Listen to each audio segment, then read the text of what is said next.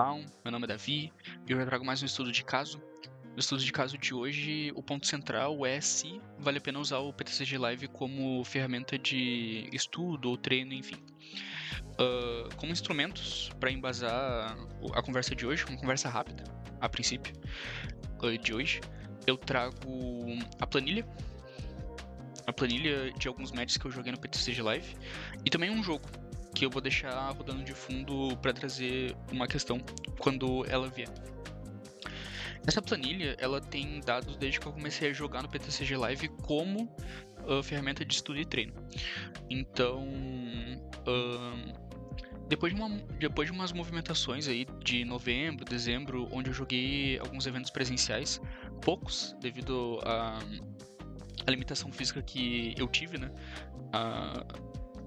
Então, depois dessa movimentação, eu percebi que eu estava jogando poucos jogos e isso estava limitando um pouco o meu ritmo de evolução, né?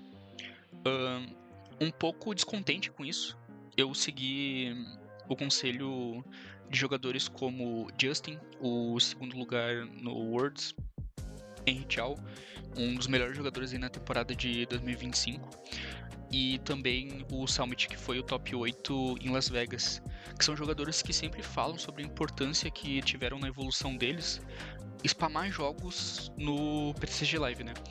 Principalmente depois de um certo nível de rating, assim. Depois de escutar, então, esses conselhos, eu tive o trabalho de submeter o Arceus, que na verdade é uma atividade, para quem joga PTCG Live sabe que é uma atividade tranquila, né? Devido à distribuição de pontos que o PTCG Live faz. E depois que eu cheguei no Arceus, desde a minha primeira partida no Arceus, eu comecei a anotar as partidas. Então essas partidas aqui que tá na tela para vocês são todas do Arceus. E não as partidas que eu tive que ganhar até chegar ao Arceus, né? Mas enfim. Então, com base nesses fatos, vale a pena jogar PTCG Live como ferramenta de estudo e treino? O meu primeiro ponto é em relação à quantidade de jogos. Eu jogo, como eu disse, desde o final de dezembro de 2025, como ferramenta de estudo e treinos, né? O PTCG Live. Eu jogava antes, mas enfim, era mais pra diversão, assim, né? E sobre o número de jogos, eu posso afirmar pra vocês que demoraria cerca de um ano jogando no ritmo que eu tava, de algumas liguinhas por mês, 1 ou 2 eventos por mês. Demoraria um ano, se não mais, para eu conseguir atingir um número de jogos que eu atingi nesse menos de um mês. Então hoje é dia 19, daqui a pouco vai completar um mês que eu tô jogando no PTCG Live como ferramenta de estudo e treino. E eu joguei 85 partidas. Então, esse número eu chegaria muito dificilmente se eu tivesse jogando só presencial. No meu estilo de vida, digamos assim, né? Que eu não tinha grupo de treinos porque eu sou um jogador iniciante, então não é simples tu encontrar um grupo de treinos ou formar um grupo de treinos. Mesmo depois que eles acontecem, tu precisa se locomover até os locais onde vocês combinam fazer a sessão de treino. Quando é combinada a sessão de treino, eu imagino que não deva ser uma sessão de meia hora, eu imagino que deva ser 1h30, 2, 3 horas de treino, que é o que eu gostaria até para sentir um certo nível de evolução. E, poxa, eu não tinha todo esse tempo livre do mundo, eu não tinha todo esse dinheiro livre também pra ficar passeando pela cidade. E mesmo em setembro, outubro, novembro ali, até o início de dezembro eu tava com uma locomoção um pouco limitada, então eu não podia ir em qualquer lugar, de qualquer jeito, não podia pegar ônibus pra atravessar a cidade. Então, mesmo que essas questões de grupo de treino fossem sanadas, né? Eu, mesmo assim, provavelmente não teria capacidade de jogar essa quantidade de jogos que eu joguei no PTCG Live. Então esse é o primeiro ponto. O segundo ponto que eu falei um pouco no primeiro é dinheiro, né? Como eu queria muito jogar Pokémon e eu gostava muito de jogar Pokémon, ainda gosto de jogar Pokémon, não é porque eu utilizo o PTCG Live como ferramenta de treino ou estudo que eu não me divirto, eu me divirto muito jogando esse jogo. Então eu queria jogar ligas todo mês, eu queria jogar eventos, eu queria ver evolução, né? Eu queria ir bem nos eventos. E por isso eu gastava uma quantidade de dinheiro que, nesse um mês que eu fiquei sem jogar eventos presenciais, eu economizei, assim, que pra mim, né, pessoalmente, fez muita diferença. Então, até pra questão monetária, vale muito a pena jogar o PTCG Live, não só pela questão de número de jogos, né. Uma das minhas preocupações, quando eu comecei a fazer esse investimento em relação a tempo de jogar o PTCG Live, foi sobre a qualidade dos decks em específico que eu iria jogar contra. Porque eu já havia jogado PTCG Live antes, já havia chegado no Arceus, como eu comentei, quem joga sabe que não é difícil, sabe que não é difícil chegar lá. Então eu tinha uma certa experiência jogando PTCG Live e eu via que eu não encontrava muitos decks do meta, assim.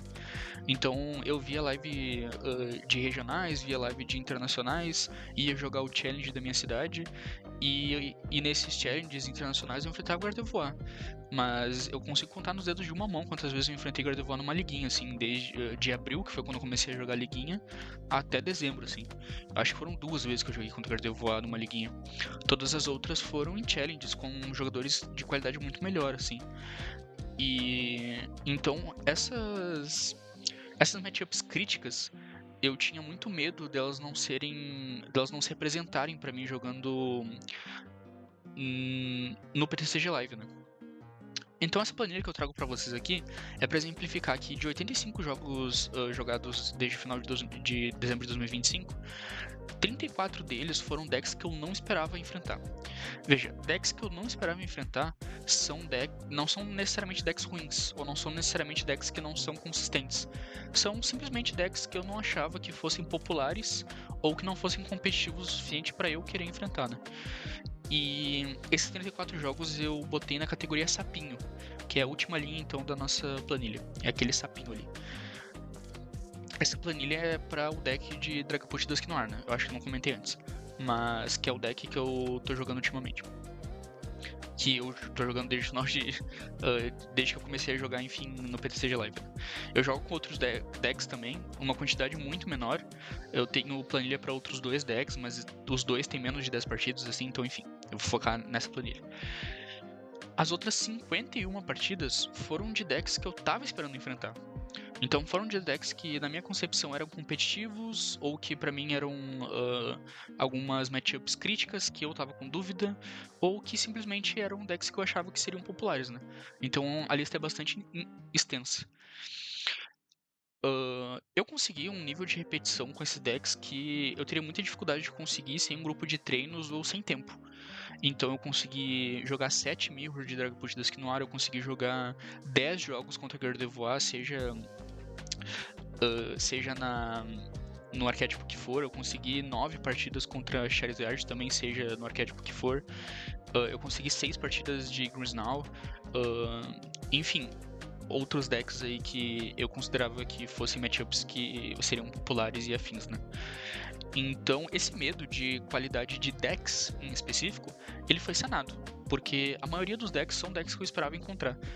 E mesmo esses decks dentro do sapinho, são decks como Alakazam, são decks como Mega Venossauro, são decks como Pidgeot Controle. Então, são decks que possivelmente eu vou enfrentar em Challenges e Cups da região onde eu jogo.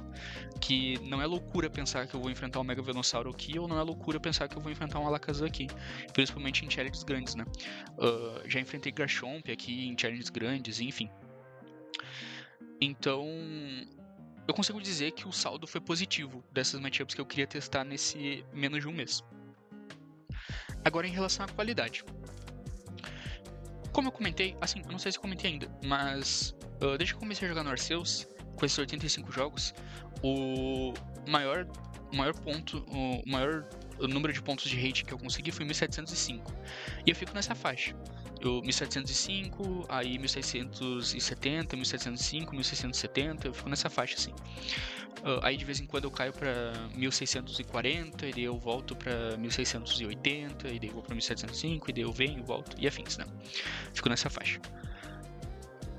Eu enfrentei jogadores que são muito, muito, muito melhores do que os jogadores de liga. Jogadores que me propuseram desafios, me propuseram questões para serem resolvidas no board, questões e desafios que eu não tinha antes. Então, o saldo também é positivo em relação à qualidade em comparação com as ligas que eu jogava antes. Então, se o PTCG Live for puramente um substituidor de liguinhas semanais, só tem saldo positivo. Agora, em relação à qualidade de players em geral, se os players são bons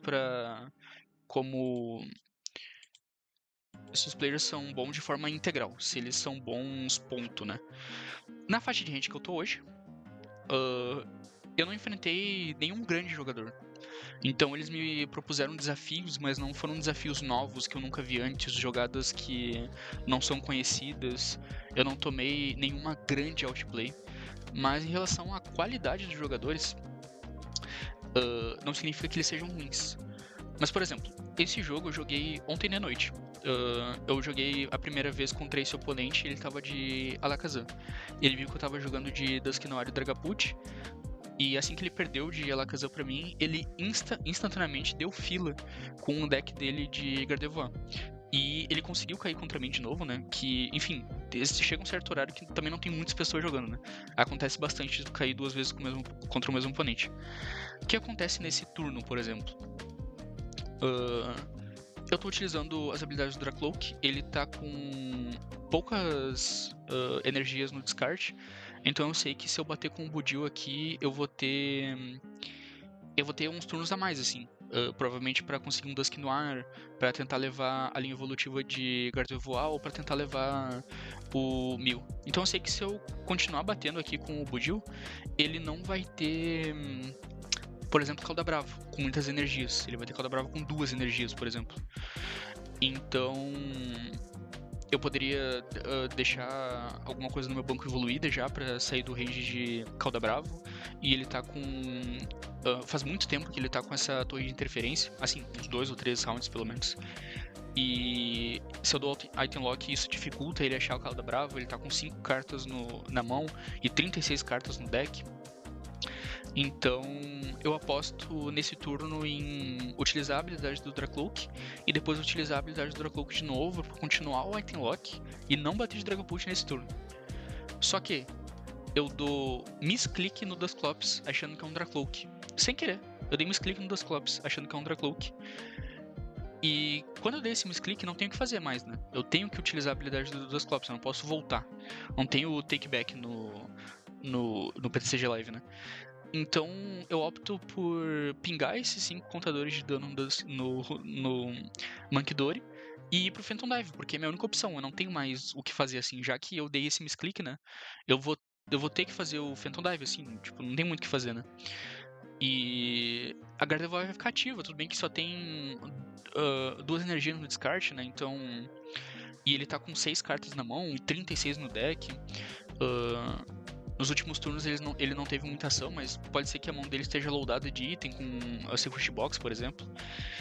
Então eu decido rezar, porque eu fiz essa merda, né? Eu dei esse misclick e enfim, não tem o que fazer agora. Só que acontece uma coisa muito engraçada, né? Eu dou esse misclick, eu vou pro Phantom Dive, que, de novo, eu acho que continuar com o Item Lock aqui seria 100% das vezes muito melhor.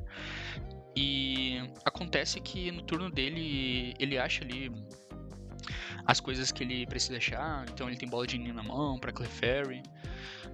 Ele consegue dar bump no meu estádio, né? Pra, sei lá, conseguir acesso a Munkidori ou whatever. Ele consegue pingente, isso é engraçado, ele consegue pingente tanto na Clefairy quanto no Mew de forma natural, assim. Ele não precisa usar draw engine nenhum, assim, pra conseguir isso. Então isso é bem engraçado, tava tudo na mão. E agora ele vai comprar 6 cartas no deck, né? Só que ele usa o restart do Mew antes de dar bench no Fezandiped, né? E depois que ele dá bench, só depois ele dá bench no Fezandiped pra usar a Draw Engine. Então, tipo, ele comprou uma carta menos em efetivo, né? E agora vem uma coisa muito engraçada. Ele tá com 2 cartas, ele tá com 2 energias no descarte, tá? Então, ele pega a terceira energia e liga de forma manual na Gardevoir. Energia do turno na Gardevoir. E daí eu já entendi, né? Que ele vai... ele vai ligar a energia do descarte. Ele vai... Ah, não, ele tava com... Perdão, ele tava com uma energia só no descarte, né? Enfim. No total ele tá com duas, ele ligou a do turno. E daí eu entendi já, né? Ele vai usar a habilidade da Gardevoir uma vez, vai recuar, botar o Mil no ativo, daí Phantom Dive, né? Pra pegar 3 prêmios. E eu tô muito ferrado. Só que ele põe a terceira energia da Gardevoir e recua com custo de recuo 2. Então ele descarta uma energia. Ele fica com uma energia presa na Gardevoir, porque ele ligou a do turno e utilizou a habilidade de Gardevoir 2 vezes. E agora ele não consegue mais dar Phantom Dive com o Mil. Porque só tem 2 energias e ele já ligou a energia do turno, mesmo que ele tenha pego a terceira energia com o Earth Vessel, né? Então. Ele desiste depois que ele percebe que ele não vai conseguir dar Phantom Dive, né? Então assim. hum, É importante. Eu acho que aqui eu tava com 1700, 1600 e alguma coisa, enfim. Aqui, ó, só pra mostrar. Aqui, ó, 1698. Então é importante entender que o PTCG Live é uma bela ferramenta, até agora tem sido, pra mim, uma bela ferramenta de repetição de jogos em um nível intermediário. Porque, mas pra chegar em 1700 de rating é 10 pontos por jogo, então tu tem que ter ganho 20 jogos dentro do Arceus, né? Mas isso não significa nada, né? Como vocês podem ver, tipo, eu tô jogando com o mesmo deck faz um pouco menos de um mês e jogando, assim, dentro do que é possível pra mim, jogando com uma constância boa. E eu continuo fazendo esse tipo de cagada, assim, de ficar dando misclick. Teve vários jogos que eu achei que eu tinha uma out, eu não tinha, e afins. E meus oponentes é a mesma coisa, meus oponentes estão em 1700, eles também tiveram que ter esse saldo positivo de jogos. E mesmo assim eles continuam fazendo esse tipo de cagada, assim. Então, eu acho que esse é um ponto importante para se pensar sobre essa faixa de rate que eu tô, é claro. Mas hoje, em janeiro de 2026, jogando o jogo desde abril, maio, desde Rivais Predestinados, né? Jogando o jogo desde Rivais Predestinados, eu afirmo com propriedade que não existe nada melhor para evolução e para estudo e para treino do que spamar jogo no PTCG Live acima do Arceus. Depois do 1550, 1600, tu vai enfrentar decks do meta com muita frequência mesmo. Então vale a pena para aprender matchups, para aprender quais são as tuas alts, para aprender um pouco sobre a consistência do deck, para aprender como ele se sai em matchups super específicas e principalmente para naturalizar a gameplay, né? Para coisas ficarem naturais, para tu, quando for nos eventos presenciais, tu ter mais confiança com o teu próprio deck e afetar menos o psicológico com inseguranças e afins.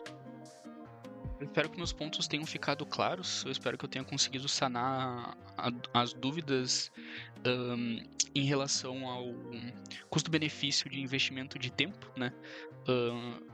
Para ser utilizado o PTCG Live. E se vocês tiverem alguma discordância ou se vocês tiverem algum ponto que eu esqueci de comentar ou uma experiência diferente no PTCG Live, eu adoraria escutar de vocês. Vejo vocês no próximo estudo de caso.